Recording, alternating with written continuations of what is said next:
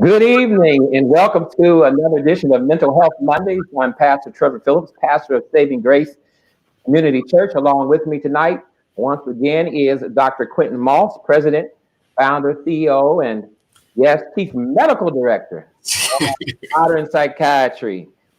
Thanks for being with us tonight. It's great to be here. Thanks for inviting me again. This has been one kind of year. 2020 has just been a year from another place.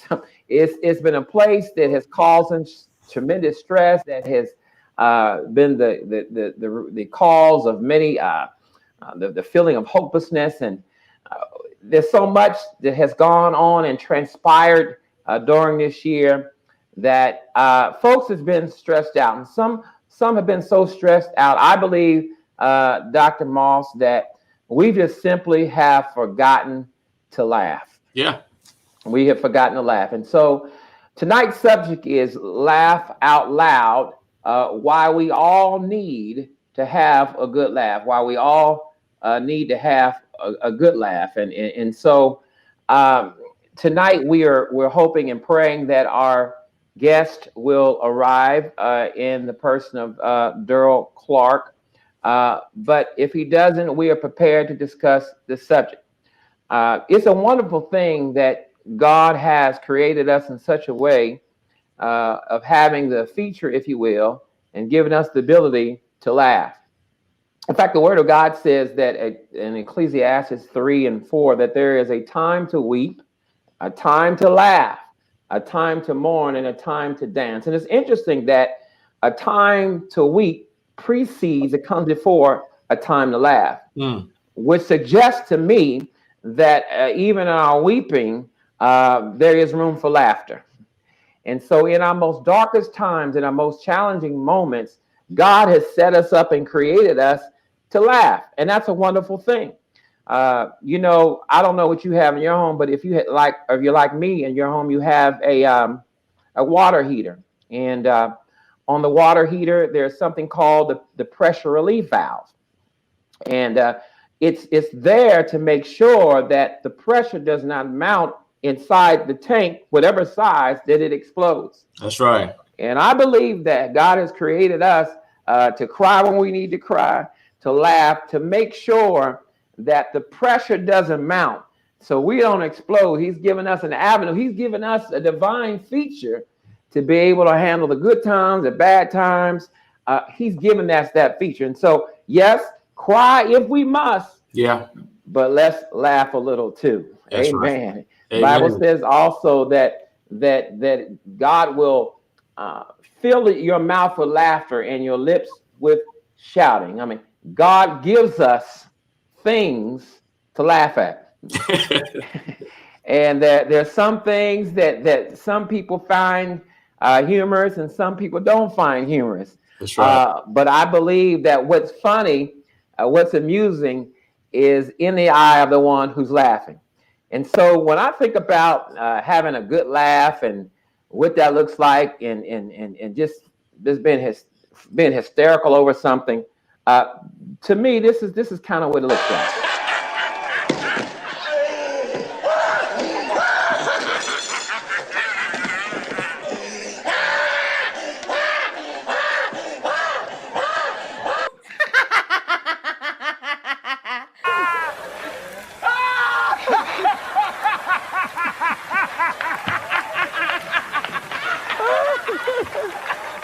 I can't watch myself.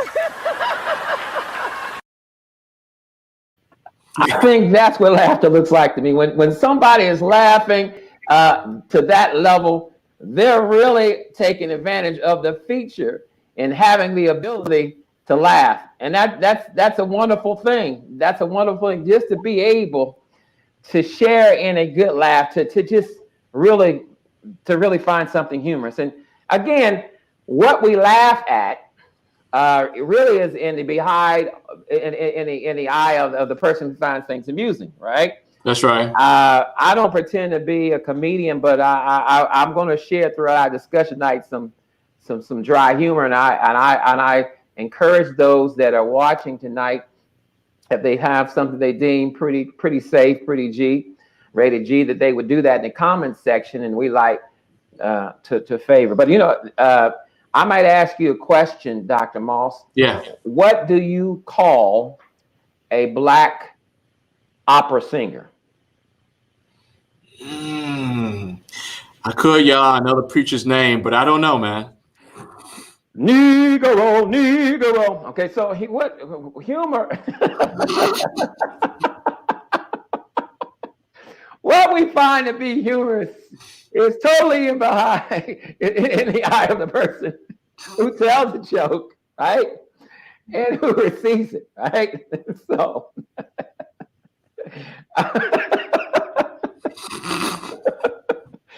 So tonight we want to look at the health benefits of laughter, and we just want to lift up laughter, and again share some things tonight from a biblical view, that it's important that we do that because God gave us that, and in fact, God has even Himself laughs, and He laughs at the behavior of evil people. He laughs at the wickedness, at wicked people, and so there's some things that amuses God, and there's some things that amuses us. So tell us a little bit about why some people would say, and I hear this a lot, that laughter is the best medicine.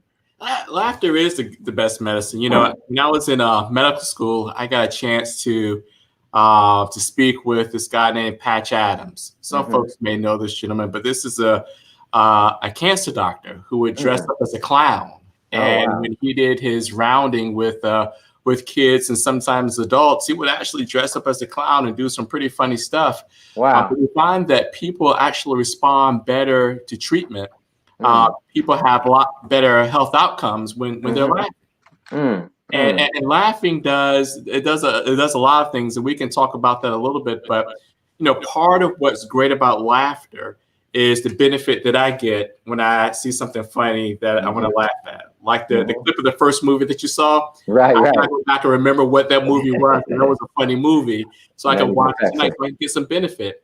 Right. But the other part of that is that when we're laughing with other people, there's a bond, there's a socialization that's created because we're laughing together. And that also has benefit, particularly with folks who have mood disorders, problems with anxiety. It benefits me and it benefits those folks around us. So. Yes. And when you think about the benefits of that, of laughter, what are some of the things that actually it does to us? So I know that one thing that laughter does is it kind of relaxes the body. Oh yeah. What's some other things that happen when a person just lets it go and just finds something humorous? When we're fully in deep laughter, it has some of the same properties as someone who's taking a Vicodin. Some of the same properties of someone who's drinking Hennessy or some other type of alcohol. It tickles the same receptors in the brain, and it causes this release of dopamine. And dopamine can relax us, but dopamine can also make us feel euphoric. It can improve our mood. It can improve our outlook. So simply by laughing, we can have the same effect as someone who's trying to use drugs to get high. And it's the same type of intoxicant when we do. Well, some Hennessy lovers may take issue with that, Dr. Moss, but certainly, that is one of the benefits. But also, science and medicine tells us that it boosts the immune system and actually protects the heart. That's right. Yeah. By increasing blood flow. And there are even some studies that if you want to lower your calorie count, you should laugh a little. Is there anything we're missing in terms of what we look for as the benefits of just laughing? You know, for people who have difficulty with pain, you know, we tend to think that, you know, when we distract ourselves from the pain, that we can cope a lot better. But studies have actually shown that when we're able to engage in deep laughter, it actually increases our pain tolerance. Wow. Meaning that we can take on more pain physically. And as you mentioned about that pressure valve, you know, of the water heater, when we're able to laugh, we're able to cope. We're able to take on more pain, even emotionally. So by being able to laugh, it broadens our shoulders, not only with physical, but also emotional pain. Wow. I might ask you right here, Dr. Moss, what do dentists call their x-rays? Wow. You got me, but I'm afraid for the answer. Go ahead, man. Toothpicks. So,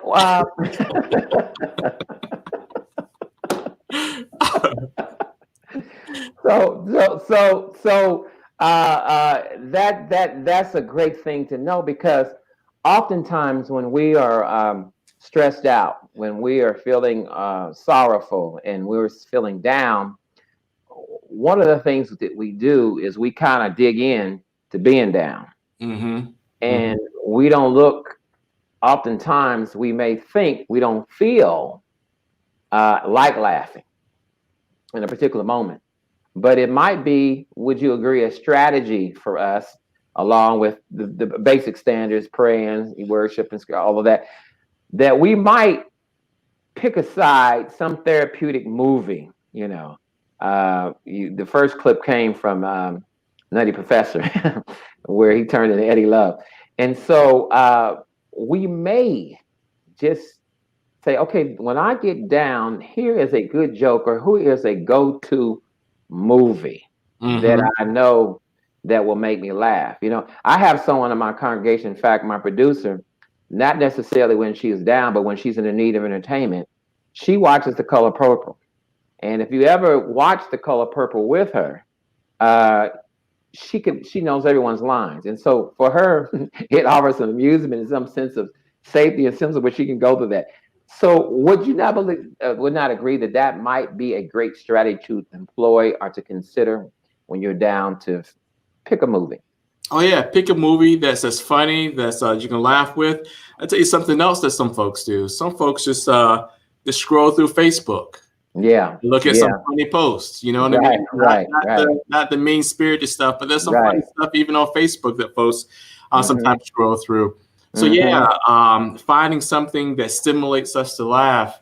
You know, there are even therapies, you know, actually standardized therapies for people who suffer from depression and anxiety, that actually the purpose is just to get them laugh. So they can actually improve, get better. And some folks even pay money to get groups of people for someone to start to laugh, to churn, and then everybody else starts to laugh. And that's also a proven therapy to help people with depression and anxiety. Wow. That's good to know. That's good to know. Now, there are all types of things I said that laugh us, that we laugh about, we find to be humorous. What is behind someone who's more into laughing at people than with them? Laughing at people as opposed to with them. Yes, because I think some people have that propensity to always laugh at people, you know, their failures, their inability to do something, as opposed to laughing with folk. So, you know, they're like, you know, 7 or 8 different types of laughing. Let me cut this down a little bit. There's laughter when we feel uncomfortable. There's spontaneous laughter when we see things, but there's also laughter when we want to ridicule. And sometimes, not all the time, but when we find it easier to laugh at people, as opposed to being able to laugh with people, it actually speaks to some of our insecurities. And we want to highlight, you know, the deficiencies or the difficulties in others in order for us to feel better. So for some of us, when we like to laugh at folks as opposed to laughing with people, there may be some challenges in how we see ourselves. There are actually studies that show that people who struggle to laugh in a group of people, together, those people actually, if they're young and they grow up to become adults, have greater challenges in being able to have empathy with other people, and being able to, to respect the rights of other people. So being able to find a way to laugh with people as children, is important because it kind of helps determine some of our temperament and behaviors as adults.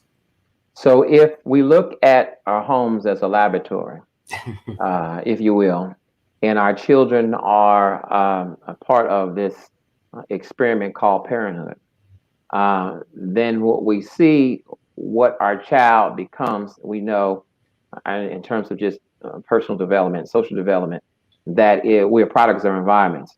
So really, if we want our children to be respectful for us, of us as we get old, it's important that, would you agree that when they're young, we discourage, them making the lives of other people is their target and focus for humor? Yeah. So, the better dynamic is that, we all laugh at ourselves. Yes. I don't take myself seriously. When I have a challenge or a struggle, I'm able to cope and I'm able to laugh it off. You guys can laugh with me. But not that we want to target, someone as for humor. We don't want to roast everybody in the house, for everyone to get a laugh and learn that that's the way that we have a good time. We want to be able to just kind of laugh at ourselves, as a community, and not necessarily, pinpoint anyone. God created us in an amazing way. He's given us these cells called mirror cells. Okay. And these mirror cells provoke us to mimic the behavior that surrounds us.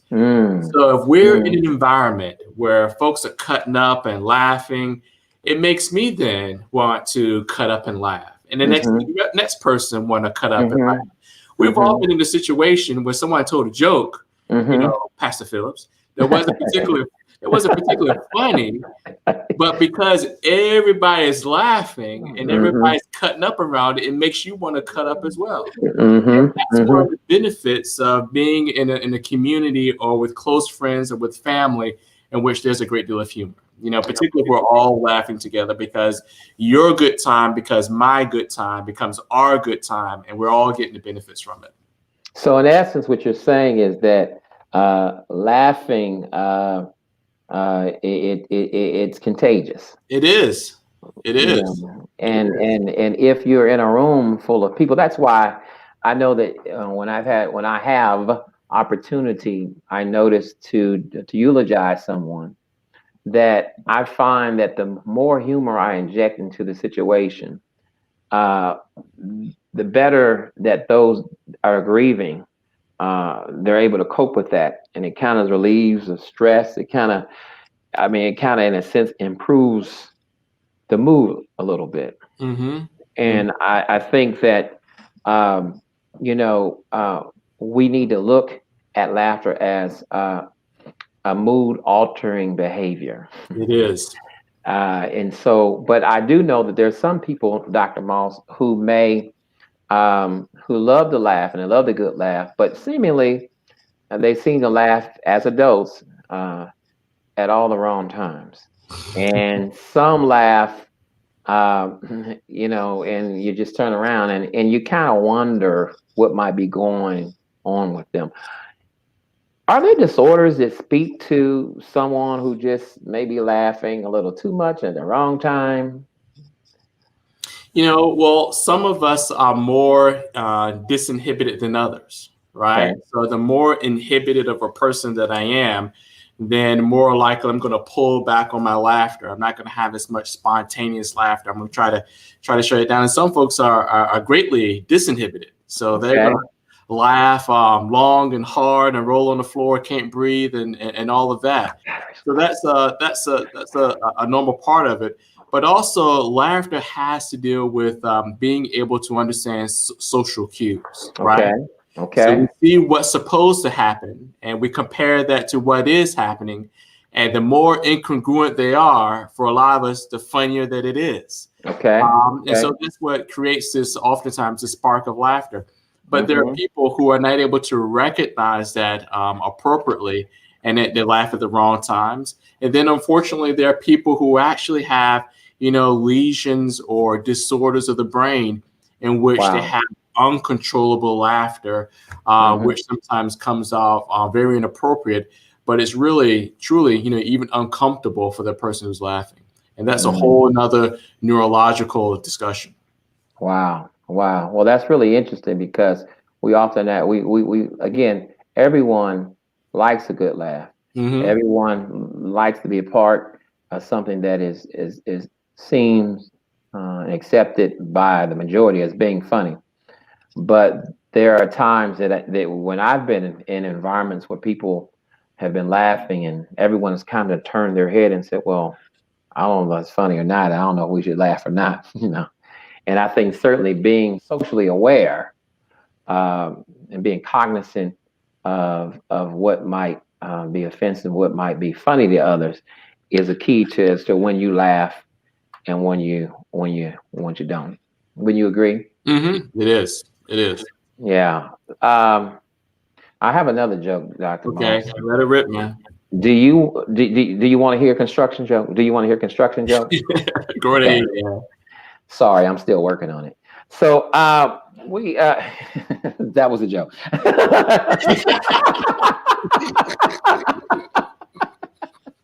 That's when the okay. Oh, yeah. Okay.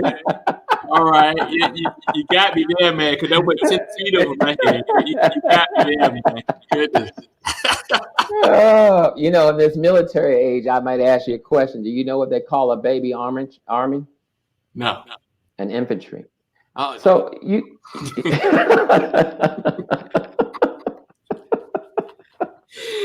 man, you want to let those rip on Sunday morning. Those are Sunday morning words right there, man. Sunday morning, in between the hoop, just throw that in. You're good, man. it's just that what we need to do. And so I think we tell jokes.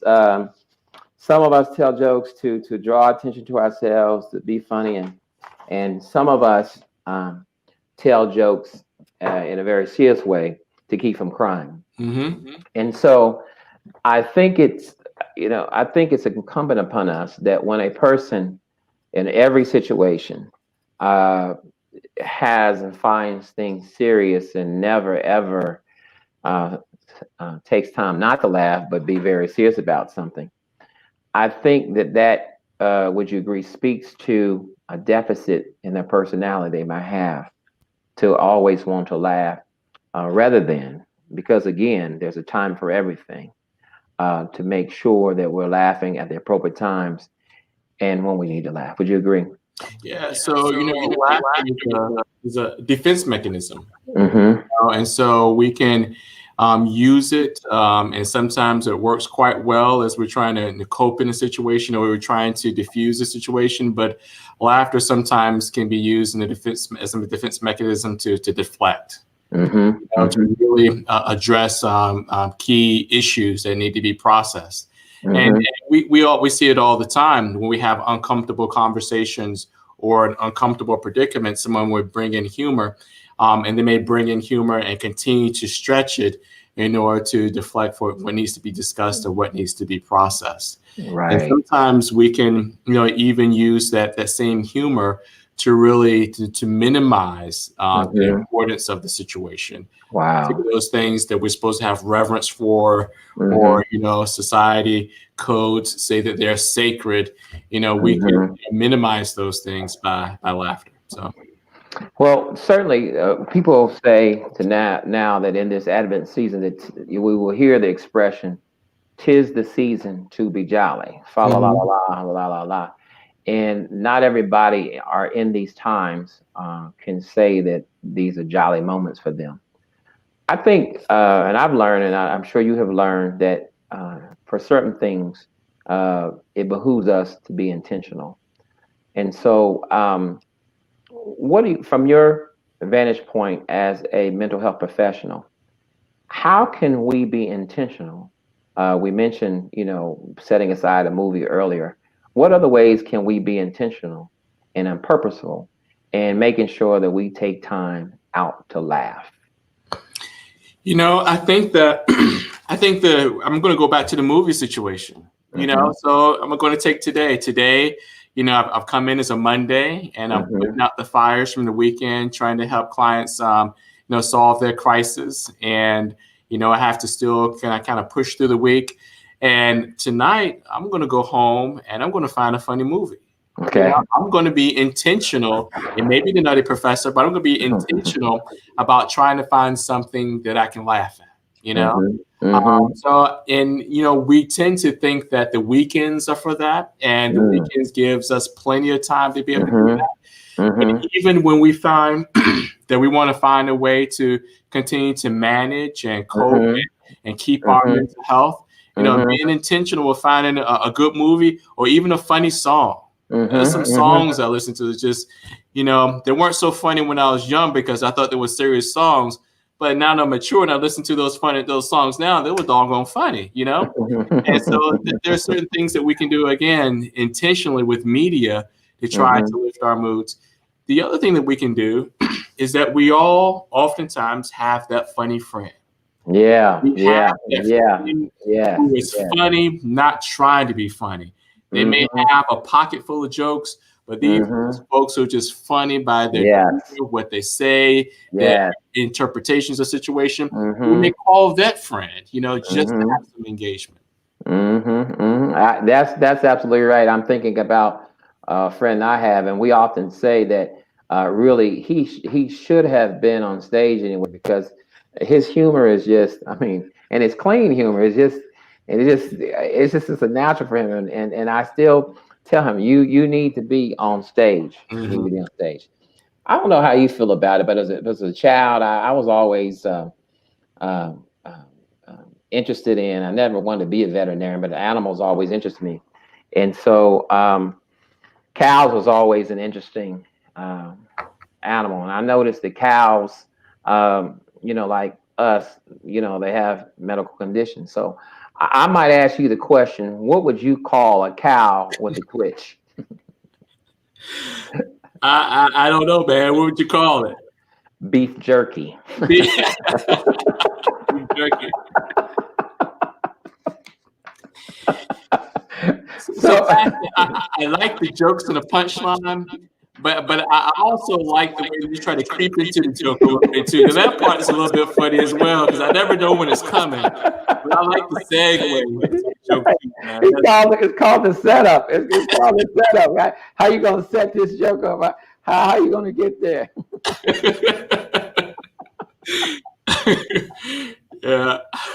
So laughter is good, and I really want, and I know for us that are in the helping profession, those of us who are in positions that can be stressful, it's particularly challenging for us to drop the serious act and to just to say, you know what, I can laugh, that it's okay for me to laugh, and by me laughing does not speak that I'm behaving or being immature.